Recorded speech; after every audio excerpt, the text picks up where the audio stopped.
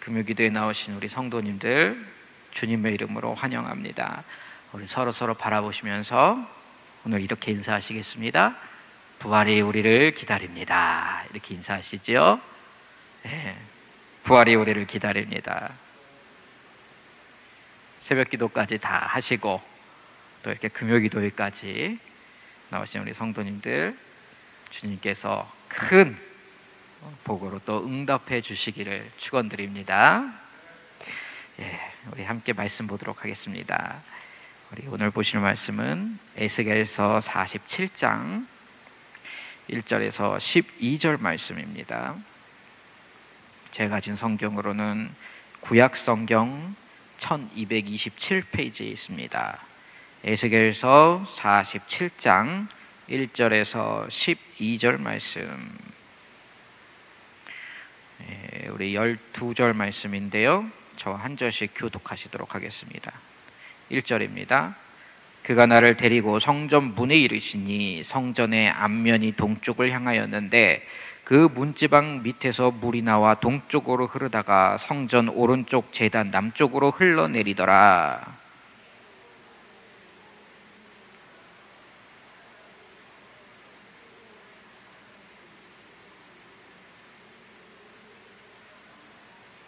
그 사람이 손에 줄을 잡고 동쪽으로 나아가며 천척을 측량한 후에 내게 그 물을 건너게 하시니 물이 발목에 오르더니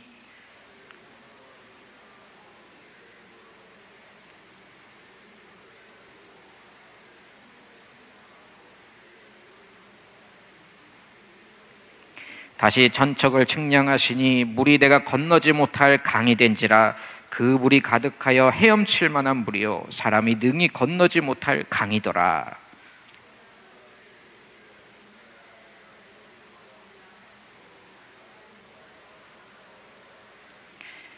내가 돌아가니 강 좌우편에 나무가 심이 많더라.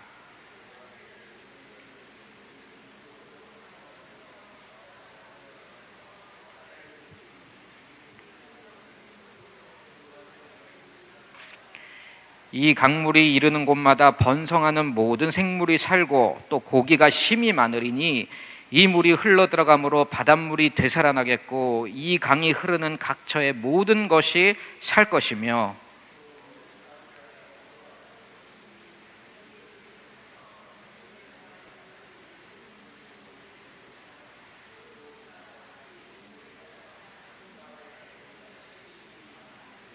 그 진펄과 개펄은 되살아나지 못하고 소금 땅이 될 것이며 강 좌우가에는 각종 먹을 과실나무가 자라서 그 잎이 시들지 아니하며 열매가 끊이지 아니하고 달마다 새 열매를 맺으리니 그 물이 성소를 통하여 나옴이라. 그 열매는 먹을 만하고 그 잎사귀는 약재료가 되리라. 아멘. 제가 오늘은 시를 한 편 읽어드림으로 설교를 시작하도록 하겠습니다.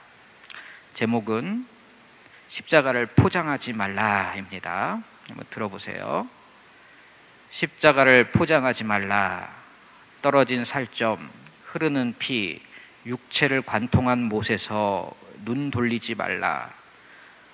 어느 시대, 어느 장소, 어떠한 사람에게도 십자가는 십자가다. 구원의 확신 이후 내 삶에서 십자가는 없다고 생각하지 말라. 매년 4월 달쯤에 한 번씩 그리스도를 불쌍히 기념하지 말라. 십자가는 살아있다. 매일같이 시퍼렇게 살아서 붉은 진리를 뚝뚝 떨구는 십자가를 죽은 십자가 취급하지 말라. 불쌍할 것 없다. 예수쟁이는 그렇게 살아야 한다. 눈 돌릴 것 없다. 예수쟁이에게 십자가는 처음이자 매일이자 마지막이다. 십자가는 전설이 아니다. 십자가는 지금 이곳이다. 십자가를 포장하지 말라. 그 망치 소리를, 그 거친 함성을, 그 그 위대한 영광을 지금 여기서 제대로 들이대라. 너의 심장 한가운데. 이렇게 마무리가 됩니다. 이 시를 쓴 시인 저자는 이 시를 통하여 과연 무슨 말이 하고 싶었던 것일까요? 적어도 저는 이 시를 쓴 저자의 의도, 도대체 무슨 말이 하고 싶은 건지를 100% 알고 있다, 이렇게 말씀드릴 수가 있습니다. 왜냐하면 이 시를 쓴 사람이 정확히 11년 전 28살의 저였기 때문입니다.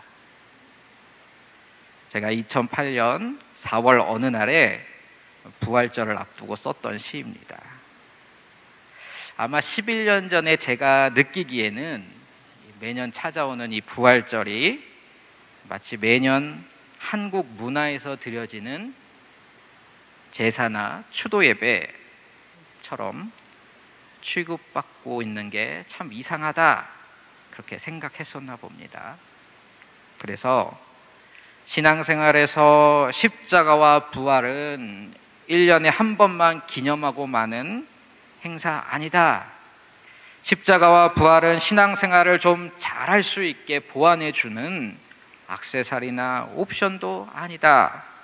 십자가와 부활은 신앙인의 존재 그 자체를 규정하는 신앙생활의 핵심이다.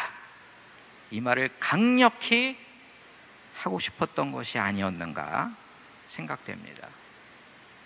그리고 그 생각은 11년이 지난 지금도 변함이 없습니다. 성도 여러분, 1년에 한 번 부활절을 기념함으로써 내가 십자가에 대한 도리를 다 했다. 자, 이제 십자가와 부활 얘기, 그 우울한 얘기는 이제 내년 4월에 다시 만납시다. 빠이빠이 라고 생각하시는 분이 계시다면 신앙생활에서 큰 오해를 하고 계시는 거겠지요. 한 3주 전쯤이었나요? 우리 교회 주보에 우리 목사님이 쓰시는 칼럼을 보니까 목사님이 그런 말씀을 쓰셨더라고요. 오늘까지 이게 작정 새벽기도 하셨지요? 왜 굳이 흔히 쓰는 특별 새벽기도회 이런 말을 쓰지 아니하고 작정 새벽기도회라고 이름을 붙였는가? 혹여나 이 새벽기도와 십자가의 복음이 일반적이지 않고 특별한 이벤트로 그쳐지게 될까 봐서, 보여지게 될까 봐서 특별이란 단어 대신 작정이란 단어를 선택하였다, 그렇게 쓰신 것을 제가 읽었습니다. 우리가 지금 이 시간 나누고자 하는 주제도 이와 맥을 같이 합니다. 십자가가 1년에 한 번만 특별해서는 안 될 것입니다. 우리의 생각과 입술에서 부활이라는 이 단어가 4월에 한 번만 사용되어지는 단어가 돼서는 안 될 것입니다.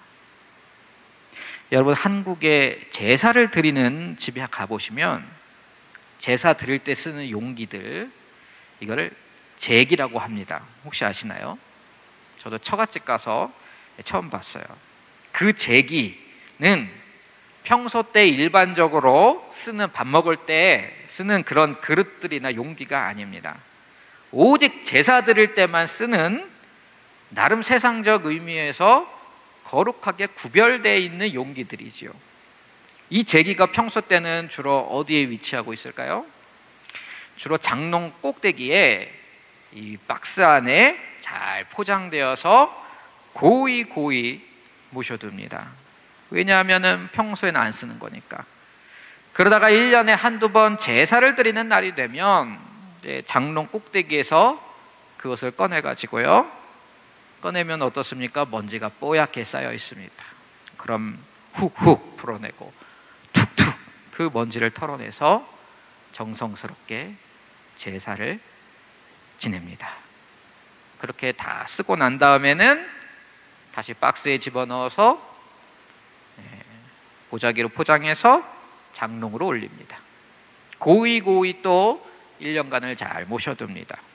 중요한 거니까. 사랑하는 여러분, 십자가는 이런 것이 아닙니다. 복음은 이럴 때 쓰는 용도가 아닙니다.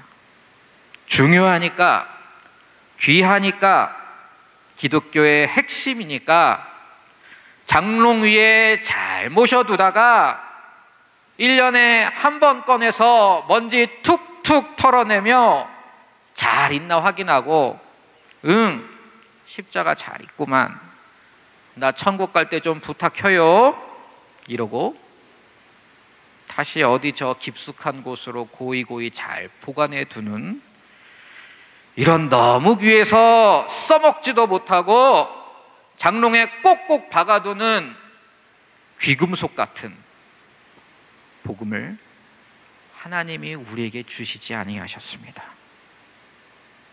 그럼 십자가와 부활은 무엇인가? 장식품이나 천국 통과 보증서 그 이상의 무언가가 있단 말인가? 네, 있습니다. 그리스도인에게 있어서 십자가와 부활은 곧 생명입니다. 에너지입니다. 동력입니다. 마치 우리가 가지고 다니는 핸드폰에게 있어서 꼭 필요한 전기와 같은 것입니다.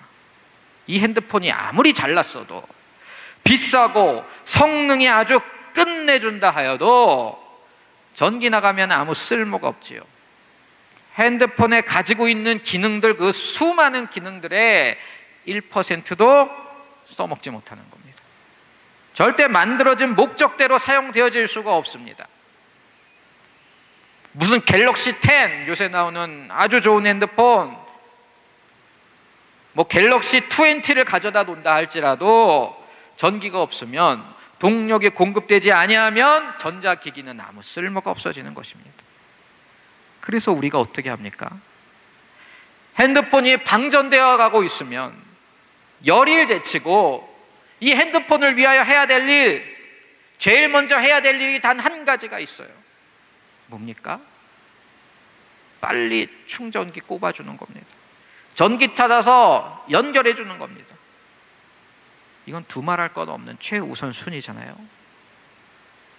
공항에 가보시면 젊은이들이 공항에서 비행기 기다리면서 핸드폰, 아이패드, 노트북 이런 거 보는데 어디 한 곳에 다 모여서 거기서 복작복작 모여 앉아 있는 것이 있습니다. 왜 그 사람들이 다 그쪽에 모여가지고 그거 다 하고 있을까요? 답은 쉽지요. 거기에 전원 꼽는 데가 있기 때문에 내 핸드폰이 이제 배터리가 2% 남았어요, 3% 남았어요 하고 깜빡 신호를 주지 않습니까? 그럴 때 전기가 공급된 곳이 보인다, 내 코드를 꽂을 수 있는 곳이 보인다, 그것을 목격하였다 하면 어찌해야 됩니까? 무조건 그것으로 달려가야 되는 것입니다. 공항 이런 데는 자리 날 때 빨리 가야 돼요. 경쟁이 심해서. 마찬가지로 우리가 믿음으로 목격한 십자가와 부활 사건, 우리에게 주는 메시지가 무엇입니까? 바로 생명의 주인이 누구인가, 생명이 어디로부터 흘러나오는가, 이것을 우리에게 알려주는 것입니다. 뿐만 아니라 그 생명을 누리는 길을 이제 열어주셨다라는 것을 우리에게 알려주고 있는 사건입니다. 그러므로 성도 여러분, 우리가 부활을 믿는다면, 예수 그리스도의 십자가의 복음이 가지는 참된 의미를 깨달았다면, 마치 핸드폰에 전기 공급처를 발견한 그 여행자처럼 당장 그곳으로 뛰어들어가 내 인생의 충전 플러그를 꼽아야 되는 것입니다. 이것을 믿고 행하는 사람은 참다운 삶이란 것을 살게 됩니다. 왜냐하면 그 인생에 이제 생명력이 공급되기 때문입니다.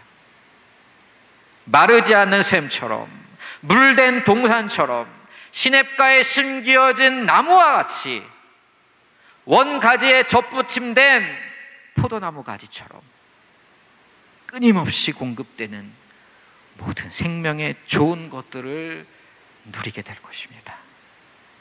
그러나 이것을 모르는 자들, 또 알아도 믿지 않는 자들은 참다운 삶, 하나님이 설계해 주신 인간의 풍성한 삶을 살아가지 못하게 됩니다.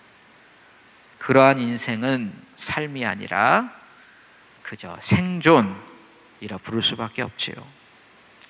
마치 전기 공급처를 찾지 못한 핸드폰들처럼 점점 줄어들어만 가고 있는 이 생명력에 대하여 한절부절하며 여기저기서 조금씩 아주 갈증나게 그 인생의 필요들을 채우기에만 급급한 삶, 그 삶을 살게 되는 것입니다.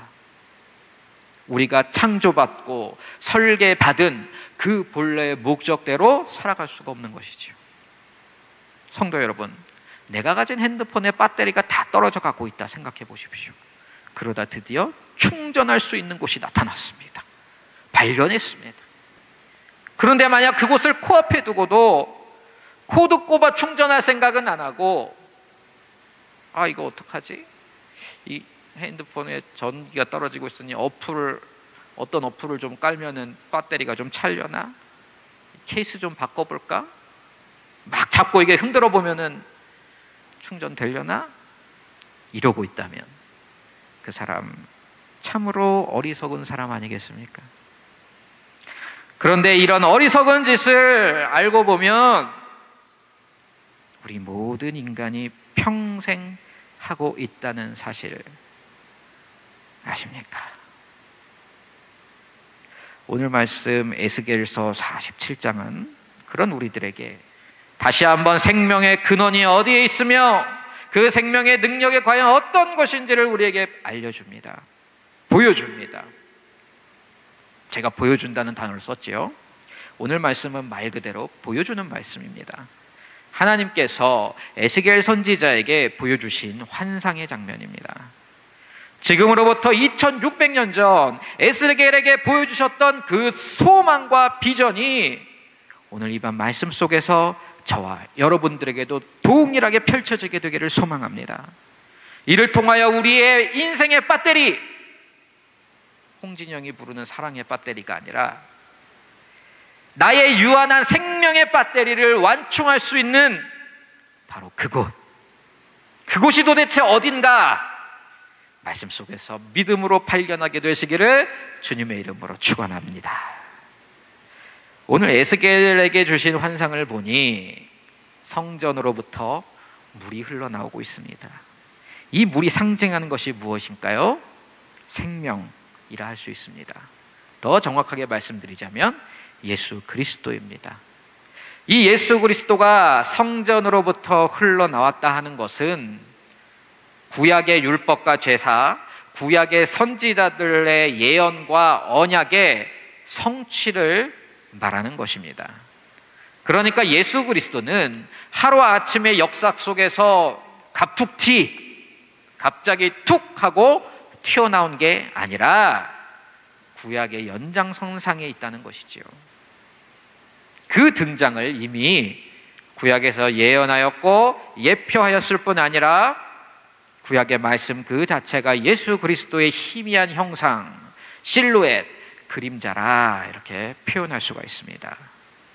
그 예수 그리스도라는 물이 성전에서 나왔는데 처음에는 그 규모가 어떠한가요? 에게 발목만 겨우 적셔댑니다. 찰랑찰랑해요. 기대하고 봤는데 처음에는 사실 별 영향력이 없는 것 같습니다. 우리 개인과 사회에 있어서 예수 그리스도라는 이 생명이 바로 이와 같습니다. 처음에 예수 그리스도가 우리 마음 가운데 흘러 들어왔을 때에는 그렇게 대단해 보이지가 않아요. 물론 구원 막 받았을 때는 감격스럽고 뜨거웠고 하지만 그 순간의 감정이 지나고 나면은 짧게 가면 일주일, 길게 가면 1년. 어떻습니까? 인생이 획가닥 막 변해 있나요? 내 생각의 습관, 삶의 습관이 그 즉시로 죄 문제가 그냥 다 해결되어 버려집니까? 아니에요. 처음에 우리 마음 가운데 또는 어느 지역사회 가운데 들어오신 예수 그리스도는 마치 아주 작은 한 알의 밀알과 같습니다. 혹은 큰 반죽에 들어간 작은 누룩과 같다는 것이죠. 애써 의식하지 않으면 있는 줄도 잊어먹어요. 그렇게 처음에는 큰 의미를 가지지 못합니다만, 그러나 결국 그 물이 어떻게 됩니까? 천척을 측량하고 다시 건너니 무릎에 차오르고, 다시 천척을 측량하고 다시 건너니 허리에 차오르고, 점점점 부풀어 오르더니 나중에는 5절, 다시 천척을 측량하시니 물이 내가 건너지 못할 강이 된지라. 그 물이 가득하여 헤엄칠 만한 물이요 사람이 능히 건너지 못할 강이더라. 그가 내게 이르시되 인자야 내가 이것을 보았느냐. 그 후엔 이 물이 여기서만 머물러 있지 않지요. 온 세상을 넘나들며 모든 장소를 다 채워버립니다. 얼마나 그 영향력과 파워가 강력한지 8절을 보시면 강물 같은 이 민물이 바다에까지 넘쳐나 버리는데, 놀라운 것은 이 흐르는 물로 그 바다의 물이 되살아나니라.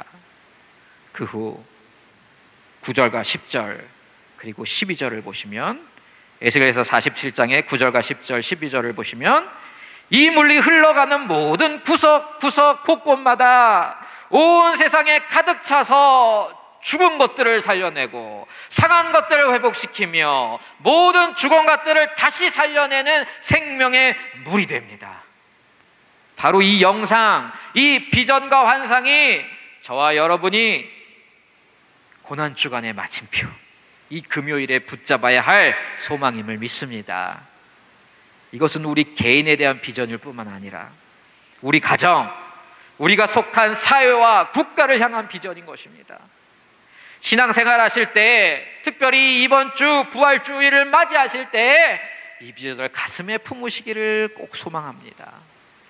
사랑하는 성도 여러분, 이처럼 복음이 처음 우리 안에 들어왔을 때, 우리가 처음 십자가를 알고 믿었을 때에는 그 복음은 우리 삶에서 아주 작은 영향력만을 발휘했었는지 모릅니다. 어쩌면은 지금은 모르겠고 내세에만, 내 죽은 다음에만 의미가 있었던 것이었을지도 모릅니다. 그러나 이 복음엔 생명이 있습니다. 이 십자가는 죽은 십자가가 아니라 시퍼렇게 살아서 숨쉬는 십자가인 것입니다. 복음 메시지의 핵심이 무엇입니까?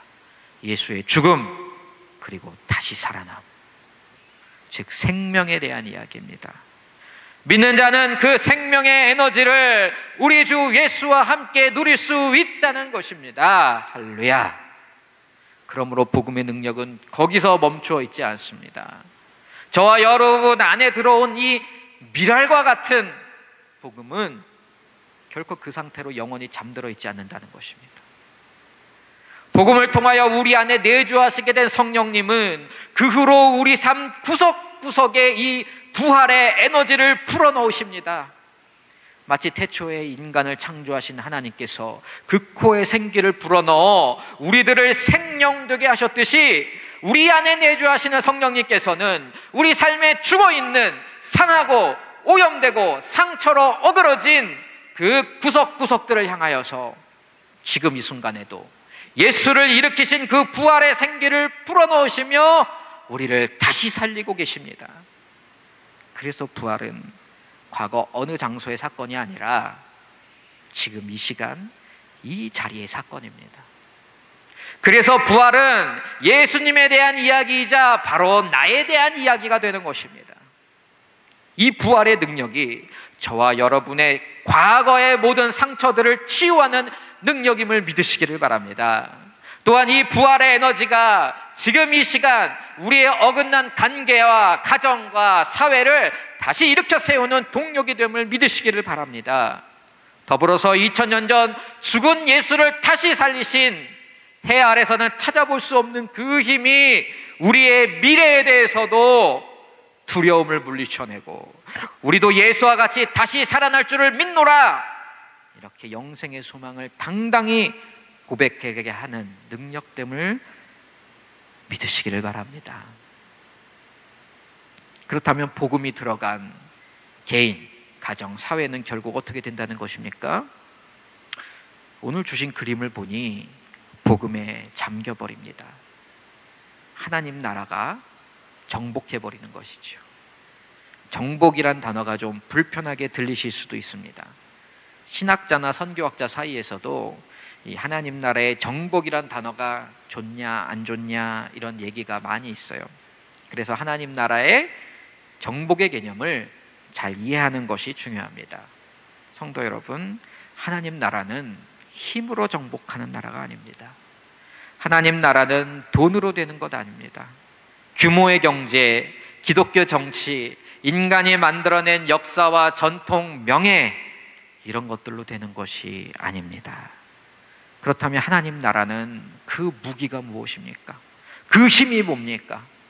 하나님 나라는 복음, 즉 생명의 힘입니다. 하나님 나라는 저와 여러분을, 가정과 지역사회를 이 생명으로 정복하게 될 것입니다. 진짜 살아있는 것 앞에 죽은 것은 그 가치를 상실합니다. 진짜 빛 앞에서 어두움은 아무 힘이 없습니다.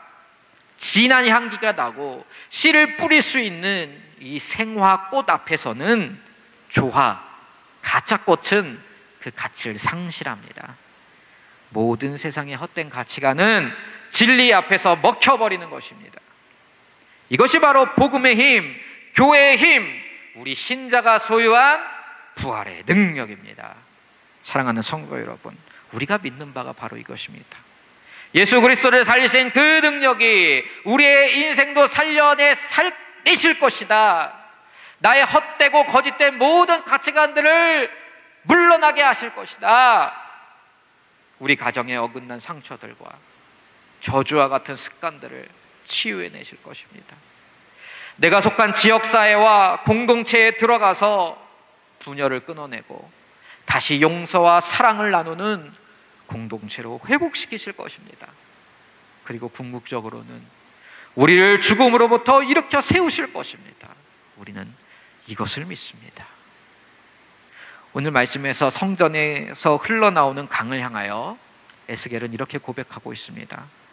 그 물이 가득하여 헤엄칠 만한 물이요 사람이 능히 건너지 못할 강이더라. 그 물의 규모와 그 세기가 사람이 능히 건너지 못한다는 것은 이 예수 그리스도라는 복음이 내가 감당할 수 없는 수준의 에너지라는 것입니다. 그러므로 사랑하는 여러분, 우리가 빨리 이 복음의 능력 앞에 순종하여야 될 것입니다. 제가 젠틀하게 순종하라 이렇게 말씀드렸지만은 사실은 두 손 들고 항복하라는 얘기입니다.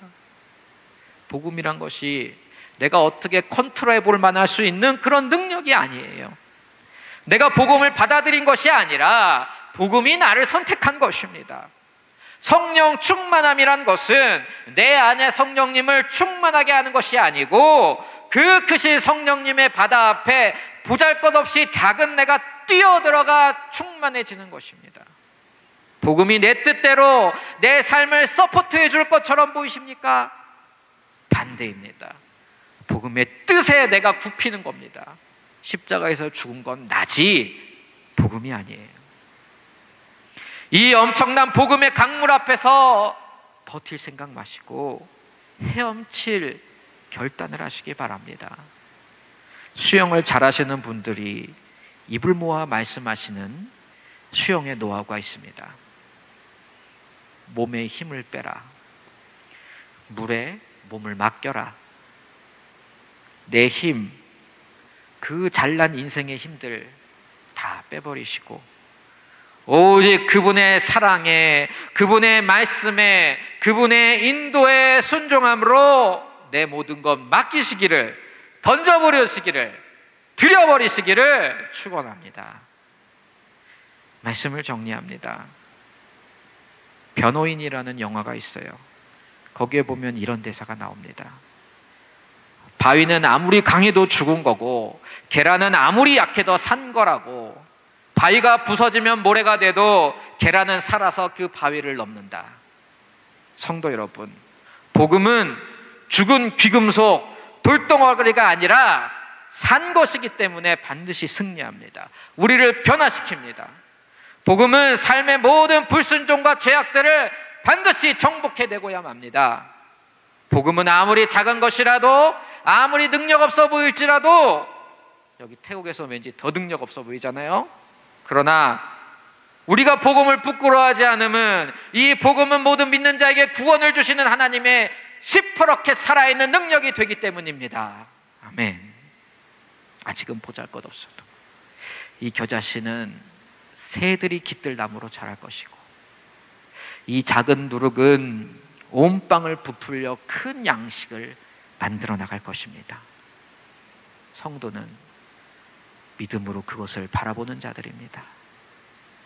이틀 후 부활절, 부활하신 우리 주님 바라보시면서 이 부활의 능력되는 십자가의 복음을 인생 가운데 회복하시기를 바랍니다.